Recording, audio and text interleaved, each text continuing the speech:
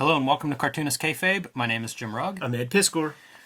Want to remind everybody at the top here that we have a Cartoonist Kayfabe Patreon now available. Different levels there will give you access to our videos early, and the top King Kayfaber level will give you access to our recording sessions, where you can beat the kayfabe effect on some of these books that are hard to find or expensive as the videos drop. It'll also give you some access early to whenever we have guests on that we're interviewing. We like to talk to the King Kayfabers and get some feedback with them as we prep. So check out that Patreon and see what level suits you. We also pay our bills by selling our comic books. So I want to remind everybody of my latest books, Hulk Grand Design, Street Angel Deadliest Girl Alive, The Plain Janes, and coming soon, Street Angel Princess of Poverty. Ed has Red Room, the third season is coming up for pre-order now. The first 2 issues of Crypto Killers are available for pre-order, so let your store know that you want to add those. X-Men Grand Design and WYSIWYG and Hip Hop Family Tree. There's also a new secret project that is going to be announced probably in the next week or so from Ed Piskor. You can find it on his link tree if you can't wait that long. So check that out, add our books to your collection, and help pay the bills at Cartoonist Kayfabe.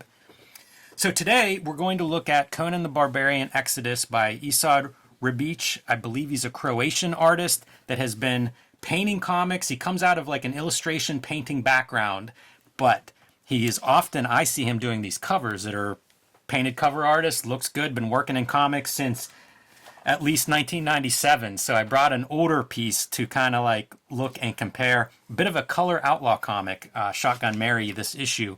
But Conan the Barbarian Exodus is the reason for this video. I picked this up recently at a local comic book store and was surprised to find out it's 2019. This was kind of, you know, these comic stores that have their new comic book rack and they just keep adding to it. So I was in there and I was looking around. I had not seen this before, caught my eye, and I start looking through it, and it's a wordless comic. Yeah. It's a painted comic. It reminds me, Ed, we have looked at a few Marvel comics. We've created a few where it's the work of one writer, artist doing everything themselves. That's my favorite kind of comics. Yeah. So I applaud Marvel whenever they, or DC, whenever they do this kind of creative storytelling. And this one, even more exciting to me because of the wordless nature of it. So figure we'll kind of go through it. I think it's a really good fit for Conan the character because one, he's a barbarian, and you're going to see, where are you going to put words in this? He's fighting wolves and things. He's fighting for survival out on his own. So if he's talking to himself. Great colors, man. When you introduce the warm colors in that way, you know, that's a storytelling element, man. It's no longer daytime. The time has transpired. Conan as a Marvel property is a fascinating subject to talk about in general, because when you set up your pedigree with Barry Windsor Smith, with Barry Smith growing into Barry Windsor Smith, yes, and then handing it off to like Gil Kane and John Buscema, it creates very high goalposts for people. And from that point forward, even when it goes to like Conan magazines and Marvel, the black and whites, nobody wants to be the dud. Right. It seems like everybody brings their A game to Conan material. Maybe they're Robert E. Howard fans to begin with, or just BWS Buscema fans, but everybody really tries to show up. You never see a dud Conan comic. So it brings out the best of the people who choose to participate in it.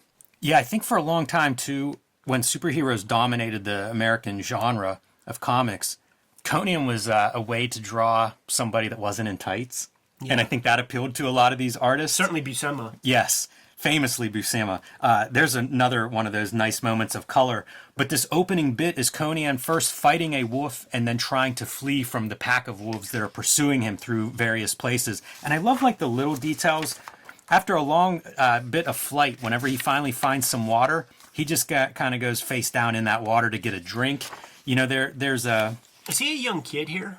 I think he is young. That's my reading of it. And there's not a lot of context for that part. Like, I don't know that this is based on something either. Yeah, he's small. Like, he's kind of skinny, and he's kind of just like a feral teen or something, feral boy. Absolutely. That's how I read it. Me too. And it works really well while he's, like, fighting animals and competing with them for resources and feeding off the stuff that he does catch, almost like an animal would, you know, where it's like, it's a mouse, it's something to eat. Reminds me of, like, Mad Max Fury Road, the beginning when he stomps that lizard.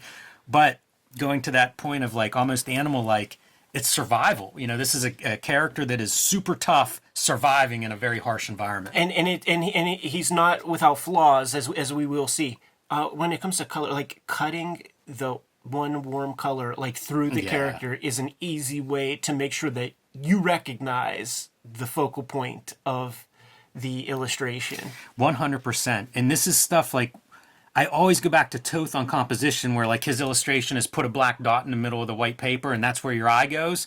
Put that yellow in the middle of all your blues and cools, and that's where your eye goes, right to the character. Yeah, I forget. Like I remember an assignment at the Kubert School where it was like use like all cool colors or warm colors and one of the opposite, and it was called something like an analogous color combination or something like that. And that's exactly what that panel is. Yeah, like I said, he's been painting since at least sometime in the 90s is when he shows up on these American shores.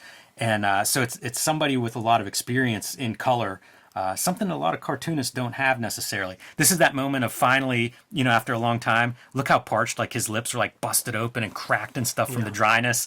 It's a funny expression of like finally finding water and just going face down in the water. That might be my favorite body language of this whole issue, is just that face plant into the stream of just all the water I can absorb through my pores, through my mouth.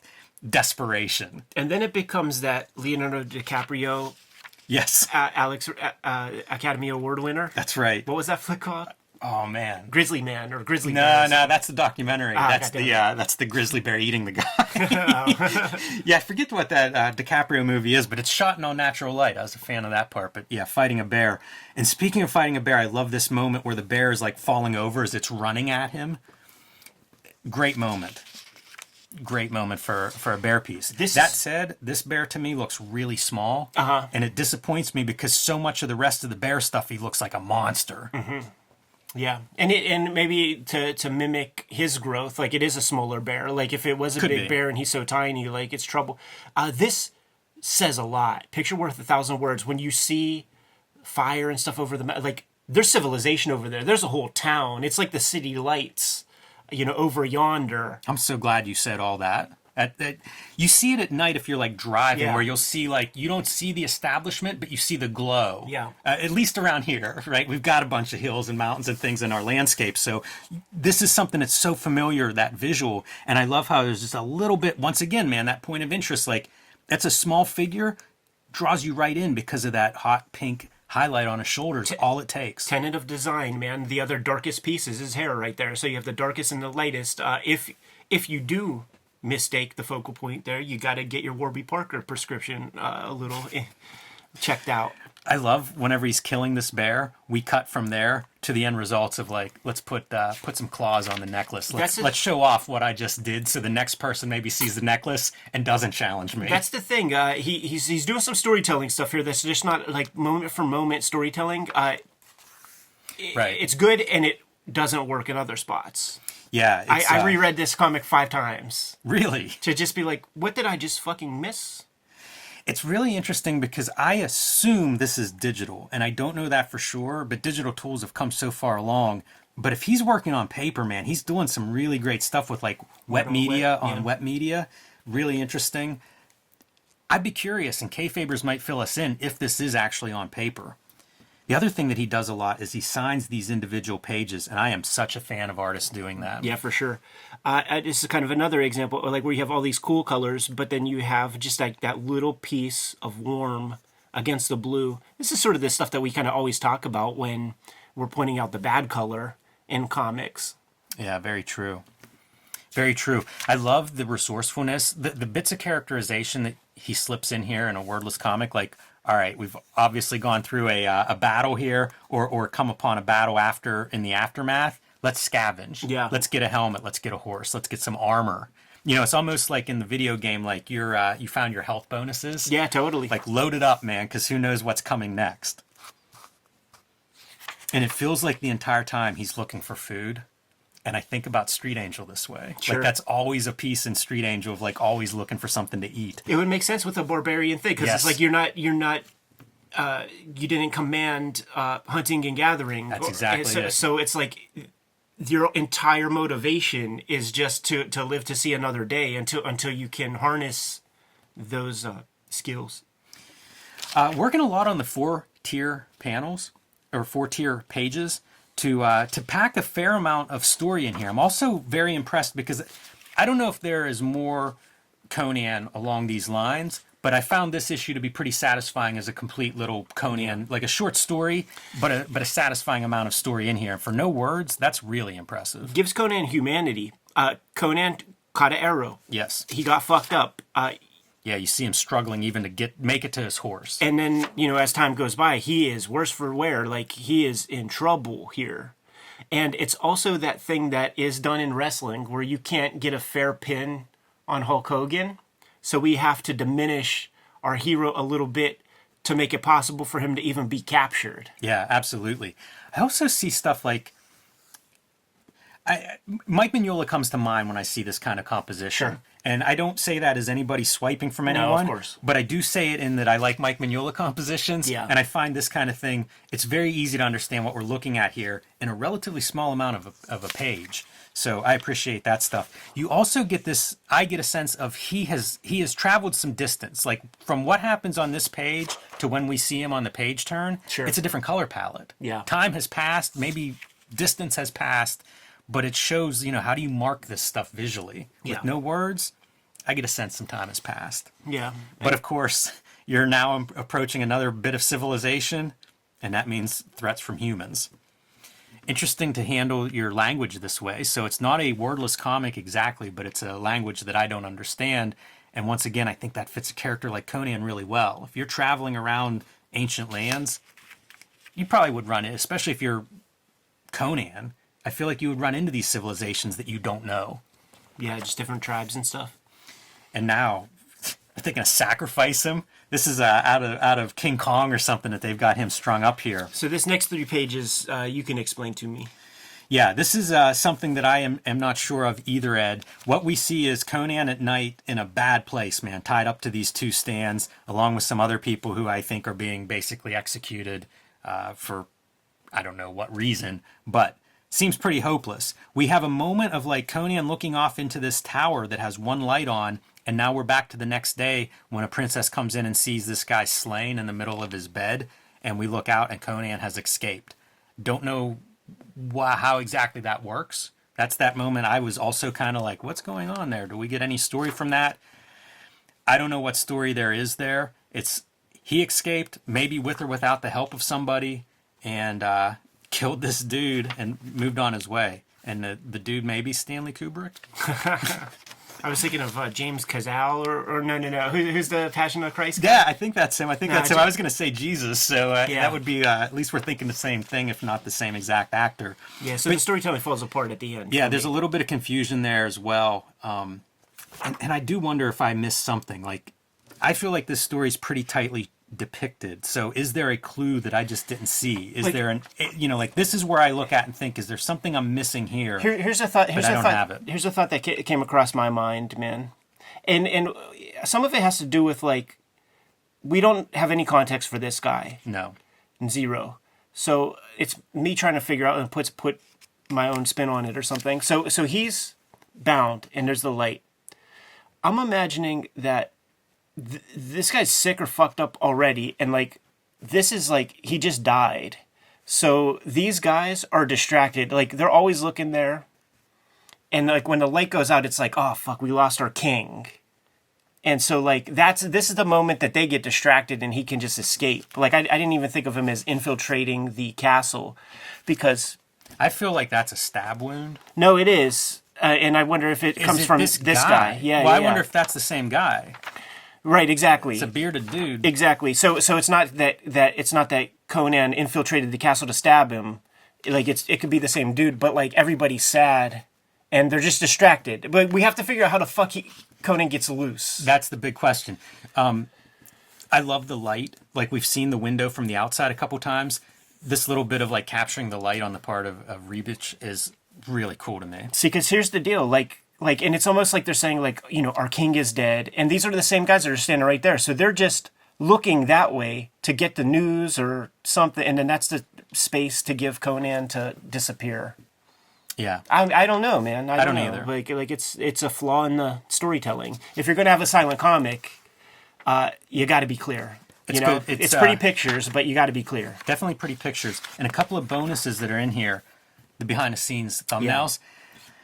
I wish they were printed bigger because when you get to the bottom row, you'll see they're smaller than these. I can read this size pretty well, but some of these at the bottom to me get a little bit too small. And I wish there was a note of like what size these were done. Yeah. Because you see like there's a blue line, very rough, and then there's what looks like real pencil on top. I think these are done on paper, and I love seeing it.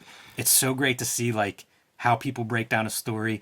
I have no idea like if he wrote a little bit of a script to work off of, or if he was doing his writing in this form. Like this could be the script that he worked from. Either way, I love it as a bonus piece. And it feels like we've looked at a couple of these. We looked at the Afro Samurai, the Star Wars issue where it's like one person's vision to do these characters that he's connected to. And I feel like that's what you're getting here. And it makes me curious, like what other books like this Marvel or DC has done, because it's kind of a subgenre that I like. And I brought this one along.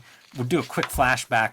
I think it's a color outlaw comic. Yeah. This is an Antarctic Press book from 1997, and Rebich is doing the artwork on it. And I think this is probably paint on paper because I think it's too complex for them to have done this in 1997. And the truth is, like, the photography is low fidelity, and I think it would have been sharper if it was a digital image, to be honest. So yeah, I think it is painting. But look at this kind of stuff. So I don't know anything about Shotgun Mary, really, but I know that these compositions look like something out of an action movie. Yeah. And like these cool low shots. And again, you see him signing his name on the pages. Kudos to that. But a pretty wide variety of language that he's bringing in too. You know, nighttime urban scenes versus these close-up violent gun battles. I'm also a sucker for motorcycle comics. Yeah. So you throw the, this could have been a barbed wire comic. That's what it looks like. Remember Dark Horse? Yeah, Pamela Anderson was in the movie. And I don't know where this ranks like overall in terms of his resume, but it's got to be pretty early, 1997. He does not seem like an old dude. I've seen some interviews with him, and does not seem like an old dude. Love the incorporation of the lettering effects, which look like they're painted on there. You know, those blams and kapows. I think that's part of the original art. So gotta love that. Full Moon Zine. I saw Steve McNiven was scraping some screen tone off of a full moon. Called me out in his Instagram comments. That's fine. I love it. I love it. Yeah, I got a kick out of that. So great use of color. Look at that purple against the yellow. That's Corbin palette right there, man. You see greens. Yeah, and you know, there's a lot of really bad painted comics. Right. I feel like this one's pretty darn good. Yeah, it's true. And you know, this is like after Alex Ross shows up, and then people start painting a lot more because that's the thing. There are these movements when Bill Sienkiewicz in the '80s does the first stuff. Then you get all that like innovation comics and Rice bullshit, you know. And then when Alex Ross comes onto the scene, you get more painted comics all over again. Dagger in the jugular there. Look at the shadow of blue, you know, rather than just using that's black. Really nice. Yeah, there's a lot of good moments, you know, because the other thing that painters will fall down on is they might be able to do a good static image. Yeah. But let's have characters bouncing around and moving and contorting bodies. Right. It's a lot tougher. You get all that here. So kind of a fun, this was a dollar pool not too long ago. I got hold of this and was just like, yeah, this is great looking stuff. Part Western, part biker gang kind of fight comic. Liked it all. So I had no idea this existed. It's 4 years old at this point, Ed. I don't even know what's coming out anymore. Let's call it the best Conan comic of the decade until proven otherwise. There you go. That's the name of the video? Sure. Good to go? Yep. Kayfabers, like, follow, subscribe to the YouTube channel, hit the bell. We'll notify you when new vids are available. And we do have a Patreon. Our King Kayfabers are watching us live stream this video at this very moment. And they get access to all the videos once they're edited before anybody else, completely mitigating the Kayfabe effect. They get the cheapest copies on the aftermarket.